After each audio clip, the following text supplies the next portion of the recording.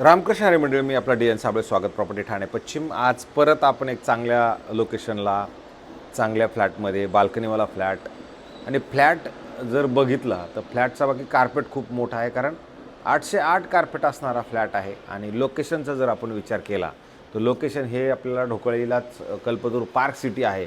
त्याच कल्पतरू पार्क सिटीमध्ये इमेन्सा नावाचं क्लस्टर आहे आणि त्या इमेन्सामध्येच अनयूज अनटच फ्लॅट असणारा, ज्याच्यासोबत तुम्हाला एक खाली पोडियम पार्किंग असेल.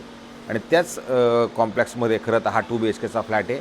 फ्लॅट बघितलं तर टॉप फ्लोअरचा फ्लॅट आहे. टॉप इन द सेन्स जवळजवळ 26 माळ्याची बिल्डिंग आहे, तर 26व्या माळ्यावरतीच फ्लॅट आहे. व्ह्यू वाईज जर तुम्ही बघितलं तर अशा पद्धतीचा व्ह्यू तुम्हाला तुमच्या बाल्कनीमधून दिसतो. मोठी चांगल्या पद्धतीची बाल्कनी तुम्हाला आहे, जी वापरात येणारी बाल्कनी आहे.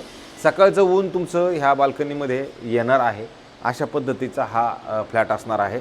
आणि त्याच्यानंतर परत जर समजा आपण ह्या हॉलमध्ये आलो तर हॉल तुम्ही बघू शकता किती मोठा आणि किती प्रशस्त तुम्हाला यातला हॉल मिळणार आहे. आणि ज्यावेळेला हॉलच्या बाहेर आपण जाणार आहोत त्यावेळेला मात्र पश्चिम दिशेला, म्हणजे वेस्ट फेसिंगचा हा फ्लॅट असणार आहे.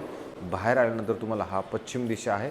आतमध्ये येताना तुम्हाला परत ही दिशा वेगळी आहे, कारण की ज्यावेळेला आपण ह्या फ्लोअरवरती येतो तुम्हाला ह्या साईडला 2 फ्लॅट, समोरच्या साईडला 2 फ्लॅट, आणि मग तुमचं ह्या साईडला जर बघितलं तर ह्या साईडला तुमची लॉबी आणि 4 लिफ्ट आहेत. ज्यावेळेला आपण घराच्या आतमध्ये ह्या साईडला जाणार आहोत त्यावेळेला तुम्हाला इथे आतमध्ये येताना ईस्ट आहे म्हणजे तुमचं सकाळचं ऊन ह्या घरामध्ये नक्की प्रॉपरली येईल. आणि हॉलमध्ये आल्यानंतर तुम्हाला इकडं पण एक क्रॉस व्हेंटिलेशनसाठी एक खिडकी दिली गेलेली आहे. आणि मग ज्यावेळेला तुम्ही ह्या फ्लॅटमध्ये इकडे जाणार आहात त्यावेळेला तुम्हाला असा मस्त सुंदर आणि चांगल्या पद्धतीचा हॉल मिळतो. ज्या हॉलला तुम्ही जर बघितलं तर इकडनं आल्यानंतर तुम्हाला सुंदर आणि चांगली एक बाल्कनी तुम्हाला ह्या साईडला मात्र नक्की मिळते. तसं बघितलं तर तुम्हाला ह्या घरामध्ये हवा व्यवस्थित जाणवते, उजेड चांगल्या पद्धतीचा जाणवतो. आणि जेव्हा मग तुम्ही ह्या हॉलमधनं ह्या साईडला आपण वळणार आहे तर त्यावेळेला आपलं ह्या साईडला येतो. इथं आल्यानंतर तुम्हाला चांगलं मोठं असं किचन असणार आहे, ज्याच्यामध्ये गॅसची पाईपलाईन ऑलरेडी आलेली आहे. क्रॉस व्हेंटिलेशनसाठी परत इकडे खिडकी ऑलरेडी दिली गेलेली आहे. अशा पद्धतीचं तुम्हाला इकडनं हे किचन मिळते. आणि किचनला तुम्ही ह्या साईडला आल्यानंतर इथं तुम्हाला आत्ता हे बनवण्यासाठी म्हणजे फ्रीज ठेवू शकता. त्याच्यानंतर इकडे आल्यानंतर तुम्हाला प्रॉपर अशी एक जागा आहे, जी तुम्हाला इथे तुम्ही वॉशिंग मशीन, कपडे वाळवणं वगैरे वगैरे हे सगळे प्रकार तुम्हाला इथे नक्की आणि व्यवस्थित चांगली करता येतील. अशा पद्धतीचं तुमचं हे आहे. आता मालकाने इथं मॉड्युलर किचन काम करायचं चालू केलं होतं, मग नंतर त्यांचा परत विचार बदल झाला आहे. तर तुमचं इथं किचनसाठी ऑलरेडी हे किचनचं सामान इकडे ठेवलेलं आहे. पण जर तुम्ही हे बघितलं तर हे तुमचं दुसरा बेडरूम असणार आहे. ह्या बेडरूममध्ये जरी तुम्ही बघितलं इकडे पण हवा, उजेड आणि सकाळचं ऊन तुमच्या घरामध्ये तुम्हाला प्रॉपर इकडं मिळणार आहे. आणि अशा पद्धतीचा व्ह्यू तुमचा ह्या बेडरूममधून पण आहे. हा 2 BHKचा फ्लॅट. इथं स्विमिंग पूल, क्लब हाऊस, जिम ह्या सगळ्या अम्युनिटीज ऑलरेडी असणार आहेत. आणि इथेच एक 20 एकरचं ठाणा म्युनिसिपल कॉर्पोरेशनचं नमो सेंट्रल पार्क बनवलं गेलेलं आहे, जे खूप मोठं आणि प्रशस्त आणि चांगलं असणार आहे, जे तुम्हाला वापरात येऊ शकतं. आणि हे तुमचं असणारं वॉशरूम, बाथरूम, किचन आहे. हेही वॉशरूम, बाथरूम आणि टॉयलेट आहे. तर त्याच्यामुळं हे पण चांगलं आहे.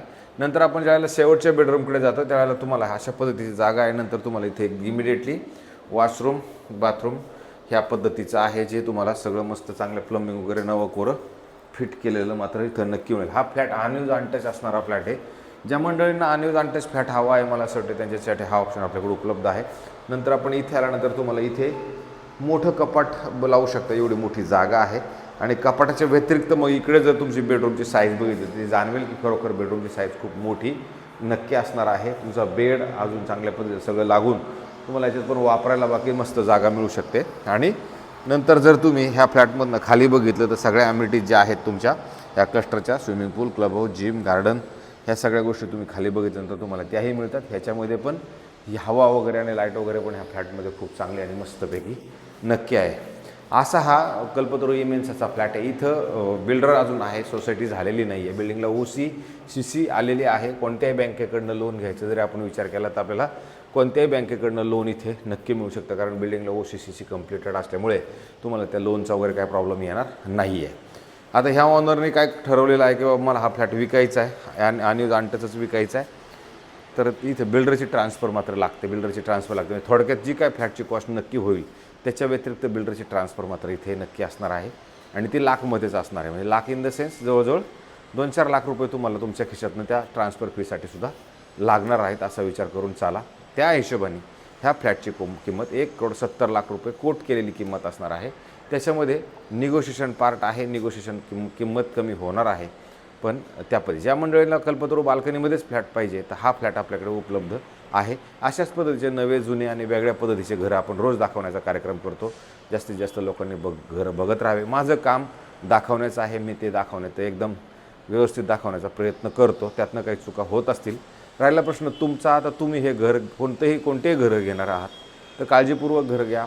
कोणत्याही प्रलोभन आहेत त्या प्रलोभनापासून थोडंसं दूर राहा.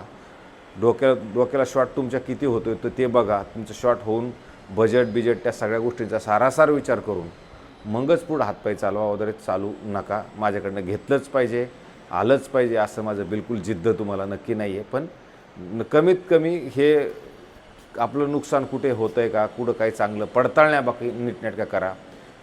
सर्व गोष्टींचा बारीक सारीक विचार करून मग त्याच्या निर्णयावरती या. कारण EMI तुम्ही भरणार आहात. माझं काम दाखवायचं, मी EMI भरणार नाही. तर त्याच्यामुळं तुम्ही माझ्याकडनं नाही घेतलं, कुठेही जरी घेतलं तर सगळ्याच गोष्टींचा बारीक सारीक विचार करून मगच पुढं प्रपंचात हात घाला असं मला वाटतं. असेच आमचे घरं बघत राहावा. आम्हाला जास्तीत जास्त लोकांनी सबस्क्रायबर्स करावं आणि हेच अपेक्षा आपल्या सगळ्यांकडनं आहे. तसं आपण सगळ्यांनी मला खूप सबस्क्रायबर्स केले, खूप धन्यवाद. चांगले लोक बघतायत त्याच्याबद्दलही धन्यवाद. बाकी अशीच कृपादृष्टी आमच्यावरती ठेवा हीच तुम्हा सगळ्यांना हात जोडून नम्र विनंती करतो आणि तुर्तास थांबतो. रामकृष्ण हरी मंडळी.